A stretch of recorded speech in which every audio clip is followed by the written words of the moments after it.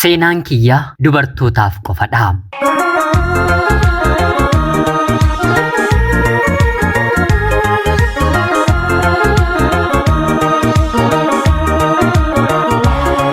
Yeroodhaaf maqaa kiyya himachuun barbaadu kanan dhaladheetti guddadhee Jiituu Magariituu Oromiyaa keessattidha. Barnootaan akkuman kutaa 8ffaa xumureen hiriyoonni koo hedduun isaanii heerumaa waan jiraniif barnoota barachuu addaan kuteen dhiira gaa'ilaaf na barbaadu qofa barbaaduun eegalee.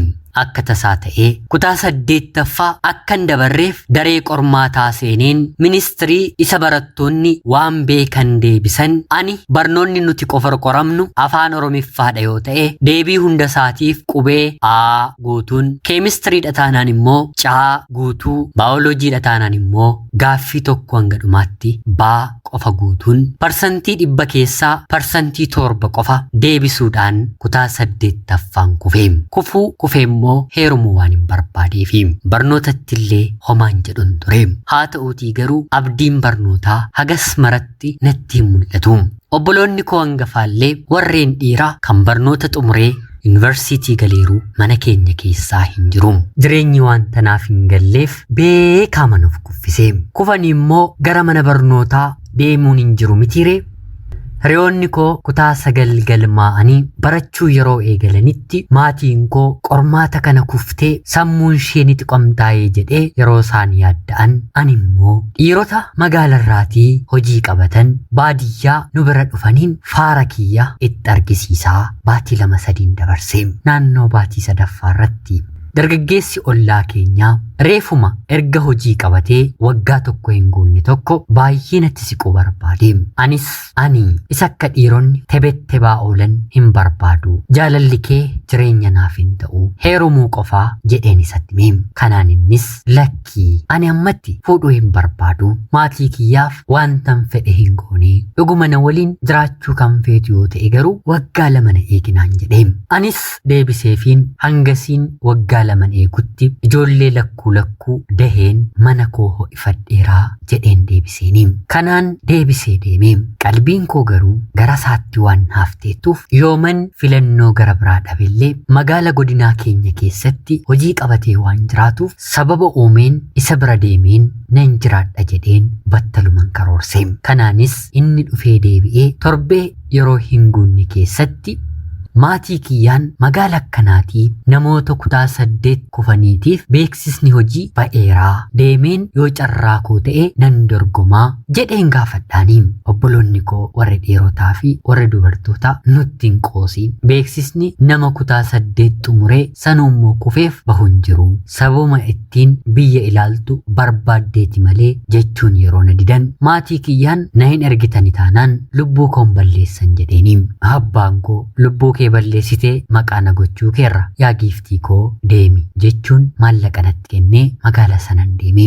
Akkuman deemeenis gurbaa ollaa keenyaa kanatti bilbileen koottu na fudhadhu dhufeen jiran jedheeni. Innis dhufee na fudhate. Maaliif dhuftee jedhee na gaafate.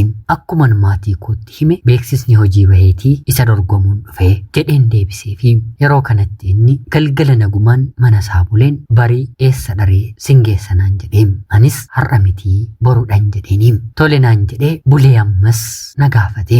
Kaayyoon koo isuma bira taa'uu waan na ta'eef torbee dhufutti jijjiirameera naan jedhanii jedheen deebiseefi. Kanaan gurbaan kun rakkoon qabu taa'ii qoramiitii deebi'ii galii jedhee naaf deebise. Kanaan booddee dhagaa alaa nyaatee alaa waan dhuguuf anaafillee akkanuma waan tanaaf godhuuf maallaqa naaf kenniitii buddeena binnaa ittoo manatti hojjedhaa jedheen gaafadheeni. Tole naan jedhee natti kennu jalqabe. Otuu inni hin fedhiin haadha manaasaa ta'een manasaa keessa jiraachuu jalqabe. Kana toon jedhu baatii tokkoon guute. Baatii booddee bitaa itti galee. Hanga baatiiti anaaf inni walitti hin buune. Firaashii isaa naaf gadhiisee walalii laastikii lafaarra rafaa. Dhumarratti baatii booddee hundaafuu baatii tokko mana dhiiraa jiraattee waliin hin ciisne yoon jedhe namni na amanuu hin jiru jedheen deemeenii gurbaa ofitti hammadhe. Sanaan booddee dubbiin dhume. Hojii naa barbaadin jedheeni kutaa 8 miti yuunivarsiitiitii bahaniyyuu hojii dhabanii lafa kan taa'anii baay'eedha.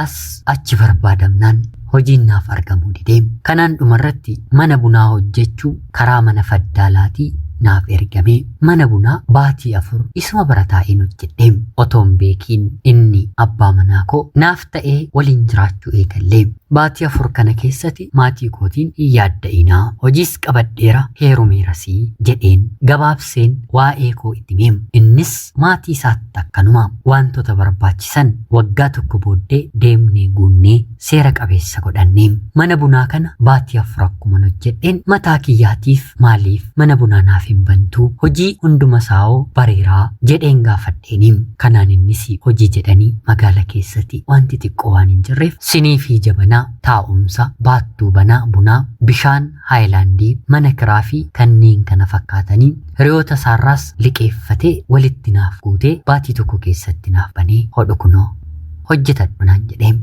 akka carraa ta'ee mana bunaa kana baneen baatii yeroo hin guunne keessatti gabaa otoo hin taane magaalatu gara kootti dacha'ee akka inni abbaa manaa koo ta'e namni magaalaa hedduun waan hin beekneef ijoolleen dhiiraa mata duree na godhatanii kannan qoccolle na bira taa'ee otoo odeessuu buna 3-4 dhugne dhiira muraasadha isa fuudhesaa ta'u isa hin fuune ani kolfeeman haasa'eeman buna kiyya gurguradha abbaan manaan koos galii kee qofa ilaalii hundaafuu takkaa heerumteettaa lammata heerumta kolfii haasa'ii akka gabaan kee barbaadutti buna kee gurguradhu naan jedhee buna shayii bishaan lallaafaa akaayii kanneen kana fakkaatan wal biratti qabeen gurguruu otoo hin taane qilleensarra oolchuun jalqabee akka tasaa ta'ee balbala ani kireeffadheeru jala mukatu jira ture guyyaa hin jedhu ganama galgala gabaan narraatii hin citu halkanillee barattoonni yuunivarsiitii hanga mooraan isaanitti cufanitti sa'aatii 2-3 taa'anii dhuganii deemu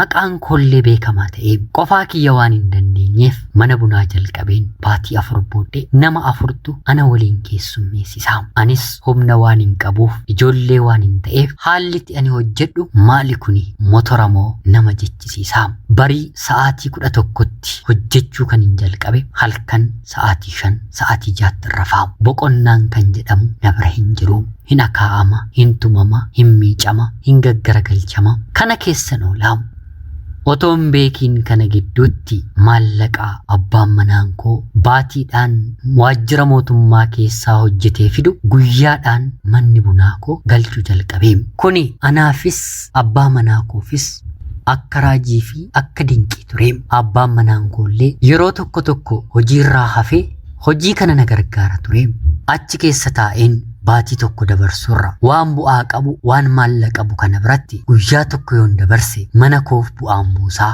jedhee nattaasa'a erga waliin jiraachuu jalqabne abbaa manaa otoo hin taane mana isaaf mootiidha warra koo haadhaaf abbaa koo akkanitti kabaju anillee guyyaa tokko akkanitti isaan kabajee isaan ulfeessee hin beeku haatii fi abbaan koo mana keenya dhufanii jennaan otoon uffisiin otoo daaran baasiin gara qeesaanitti hin deebisu hanganni maatii kootiif godhu maatii isaafillee godhee hin beeku obboloota isaarraa bilbila isaa cufataa maatii isaarraallee akkanadha anaa fi maatii koo wanta hundumaarraa dursee kennaa bakka hundumaatti hinna gorsa hinna jajjabeessaa hirkoon jajjabina koos isadha na bukkee dhaabbatee otoon qaana'iin buna naaf buusa buna naaf danfisa buna naaf tuma wanta inni anaaf hin hojjenne hin jiru haa ta'uutii garuu dubartii yeroo jedhamnu uumama keenyatu rakkoo guddaa waan qabuuf abbaan manaan koo otuma akkana na kunuunsu otuma akkana na jajjabeessu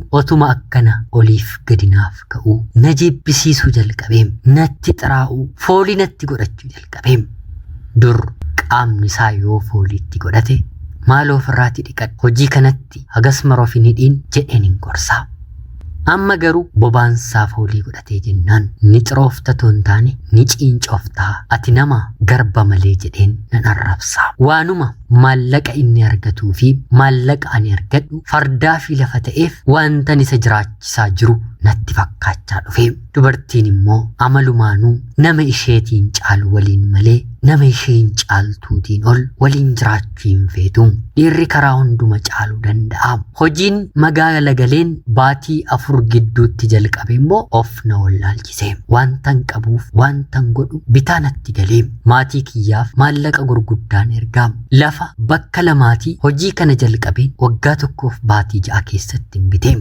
Warri koo akka mootitti na ilaaluu jalqabaniim haatiif abbaan koo yoo dhalan ishee akkanatti nama gargaartu jechuun ijoollee hundumaa isaanii caalaa na jajatu. Obbolaan koo walitti bu'an wantan maallaqa qabu dhufanii ana biratti qofa araaramu.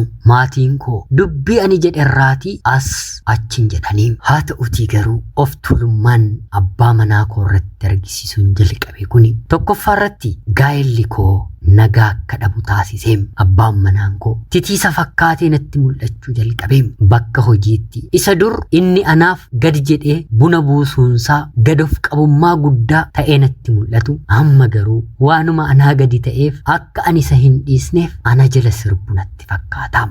Maamila duratti akka sareettiin isa ifadhaa. Kaasi, buusi, miici, fidi, tumi fi kanneen kana fakkaataniin ifachuun isatti dubbadhaam. Homaa jecha tokko natti dubbatuun tole jedhee kanani jedhee ni fudhataam. Durallee otoo hojii kanan jalqabiin akkuma karaan qabadhetti daa'ima nan godhadhaafi jedheen ture. Amma garuu namitti kanarraatii daa'ima godhachuun anaaf salphinadha jedheen. Otoo inni hin beekiin qoricha ulfa dhorku qaama saalaa keessa taa'u kan hormoonii hin qabne nan godhadheem. Abbaa manaa koo fi maatii abbaa manaa koo biratti dafee ulfaa'uu dadhabuu koo daa'ima too godhattanii yaada jedhaniif maal godhugaa dhala rabbumatu kenna jedheen hin deebisaafii ture.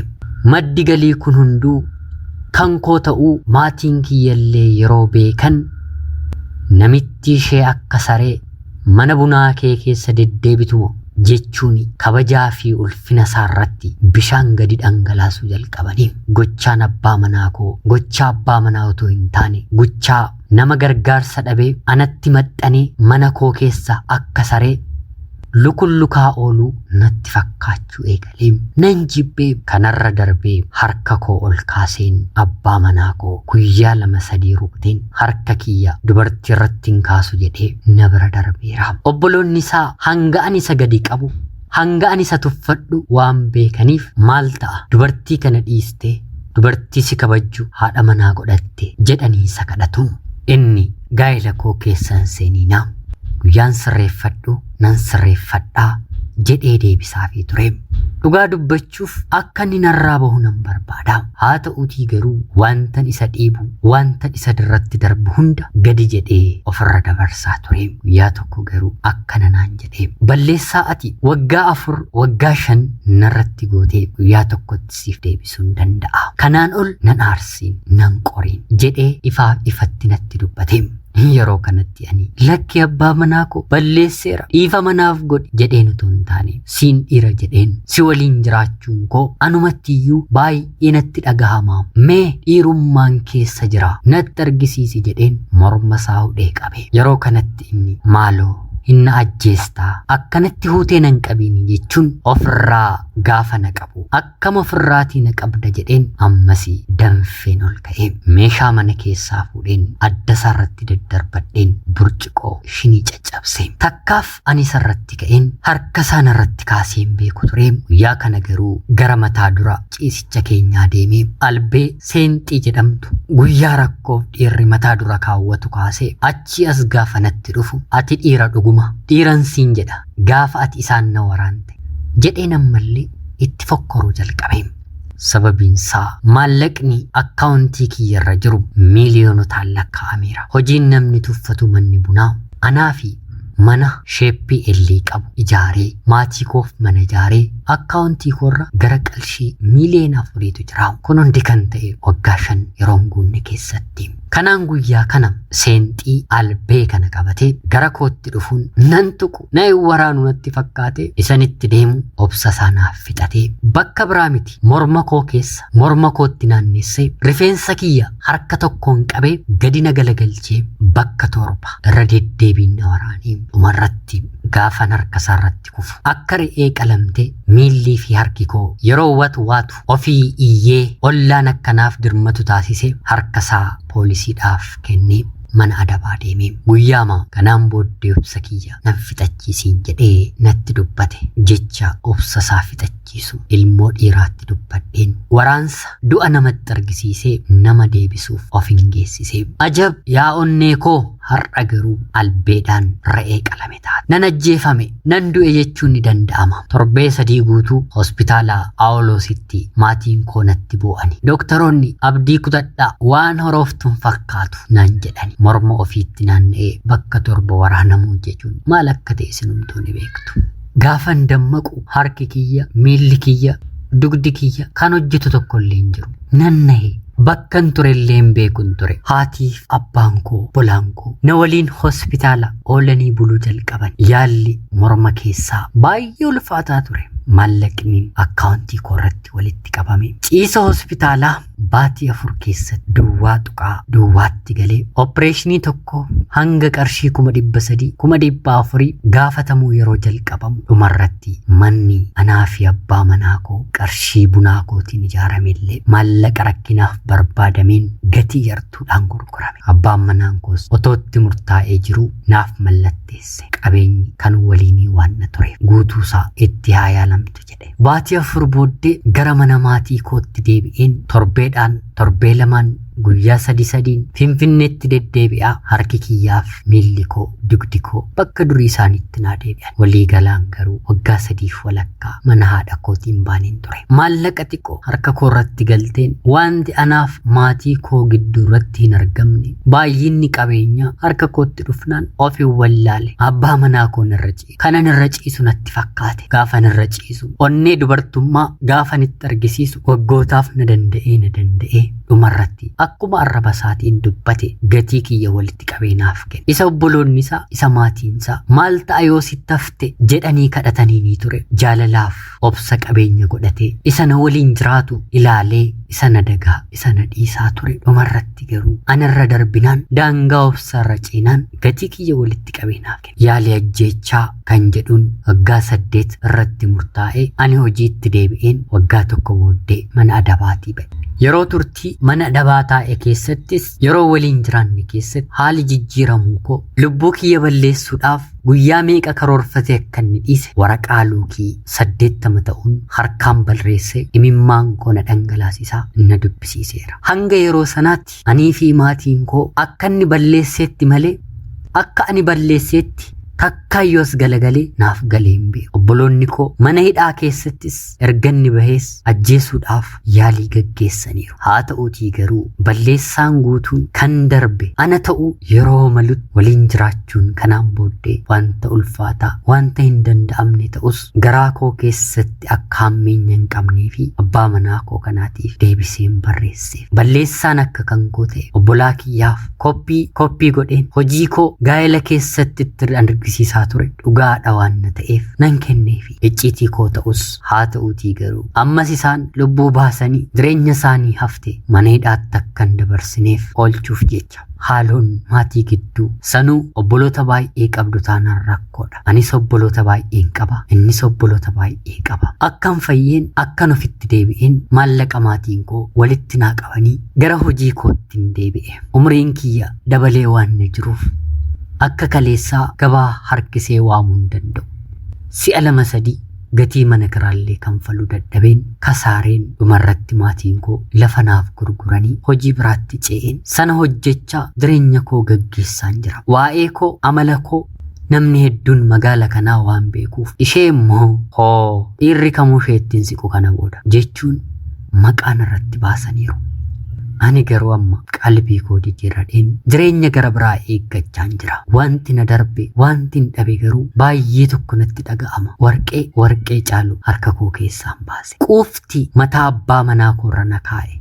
Maallaqni argate gurra koo sammuu koo qalbii koo ilaalcha koo duuche. Abbaa manaa koo akka sareetti akka titiisaatti ilaaluun koo waggaa 4 dhukkubsattuu na godhe. Isa borii rabbitu beeka. Obboloota koo dubartootaaf dhaamsi ani isiniif qabu guyyaatti isin balleessitanii abbaa manaa keessan irratti kaatan irraatii kaasee garaan abbaa manaa keessanii yeroof calli isin jalaa jedhe gaafa isin dubbii keessaniin jabaachaa deemtan gochaasa jibbisiisu otoonni obsu raawwachaa deemtan garaatti qabatee guyyaatti ulfaate isiniif baasa. Gochaa keessan irraatii deebi'aa. Nama sin danda'u amala keessan waliin isin baatu dadhabaa gootanii lakkaa'ina. Rabbi amala keessan waan beekeef nama akkanaa isinitti erge, nama sin danda'u. Inni kaan dhaanee jilgeenfachiisee haadha manaasaa bulchata. Inni isiniif kenname garuu qalbii keessan isiniif eeguuf jecha. Isa isin wanta keessa isaa gaddisiisu dubbattan isin baatee jiraata. Gowwaatti lakkaa'ina. Dhiira akkanaa caalaa mana isaaf jiraachuuf gaa'ela isaa diiguu dhiisuutiif abshaalli hin jiru. Ani garuu quufa waan hin dadhabeef dhumarratti gatii konaaf kenna. Namni balleesse immoo irra deddeebi'ee yoo balleesse du'atu malaaf du'atti dabarsee na kenna. Dhiirummaa isaa bakkan qoretti dhuguma ati dhiiradhaa bakkan jedhetti abbaan manaan koo dhiirummaa isaa dagadhe dhiisee dhiirummaa isaa bara baraan na yaadachiisuu danda'uun albeedhaan morma keessanaaf kaa'e. Gaafa caaltanis gaafa irra xiqqaattanis ogummaadhaan abbaa manaa keessan qabadhaan dhaamsa koodha. Caalumsi dubartii gaa'ela ishee diiguurran darbu jedhama mitiire. Abbaan manaan koo mana adabaatti akkuma baheen gaa'ela dhaabbate. Dubartiin isatti heerumte carroomtuudha. Ilmaan illee daftee godhatte. Otoonni mana hidhaa jiruuti jaalalas waliin jalqabanii jechaan dhage. Anaaf garuu wanti kun salphaanaaf hin ta'u. Sababiin isaa immoo maqaa godhadheera. Maqaan taane nan qaba. Hanga barri maqaa kana naaf sirreessutti ilmi dhiiraa garaa jabaatee na waliin jiraatu jiranatti hin fakkaatu. Gaafa abbaan manaan koo albeedhaan na waraane bagan jedhame malee wayyoo naaf hin jedhame. Ana obboleettii keessan Jiituu Magariituu Oromiyaa keessaati. Beekaan namarraa bara, gowwaan immoo ofirraa bara. Ulfaadhaa nagaatti galatoomaa.